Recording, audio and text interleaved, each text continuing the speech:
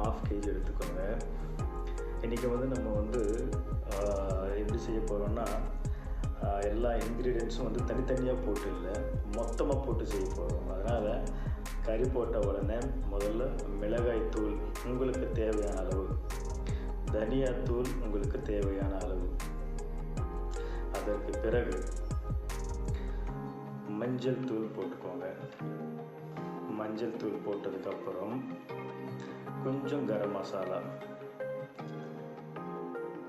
இது பிரியாணி மசாலா, வெறும் பிரியாணி மசாலா, அதாவது பட்டை லவங்க ஏலக்காய், அவ்வளோதான்.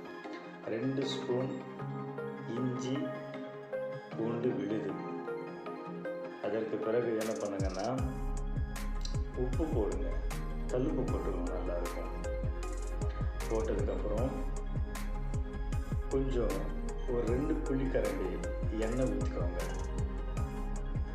ஊற்றுனதுக்கப்புறம் கையால் ஜென்டலாக அதை நீங்கள் வந்து மிக்ஸ் பண்ணிக்கோங்க.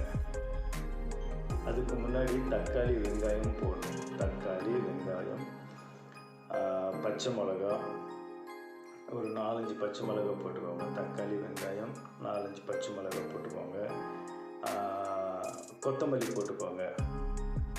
போட்டுக்கினதுக்கப்புறம் ரொம்ப ஜென்டலாக வந்து நல்லா அதை வந்து மிக்ஸ் பண்ணிக்கோங்க.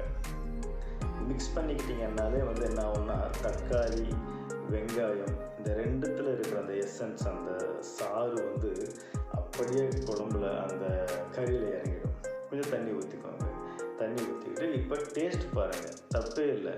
பச்சை கறின்னு சொல்லிட்டு நீங்கள் பயப்பட வேணாம். டேஸ்ட் இதுக்கு பிறகு என்ன பண்ணுங்கன்னா ரொம்ப நல்லாயிருக்கும்.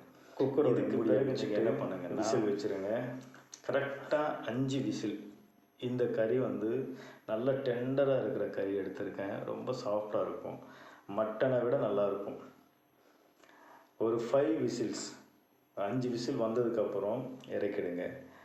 எப்பயுமே வந்து நம்ம வந்து நான் வெஜிடேரியன் செய்யும் பொழுது ஏதாவது ஒரு காய்கறி போடுங்க, அது ரொம்ப உடம்புக்கு நல்லது. நாங்கள் இன்றைக்கி போட்டது வந்து கோவக்காய், ரொம்ப நல்லாயிருக்கும். கோவக்காய் போட்டு ஒரே ஒரு விசில் வச்சுட்டு இறக்கிட்டு சாதம், பீஃப் கறி, அதுக்கப்புறம் பாவக்காய் கூட்டு பண்ணாங்க.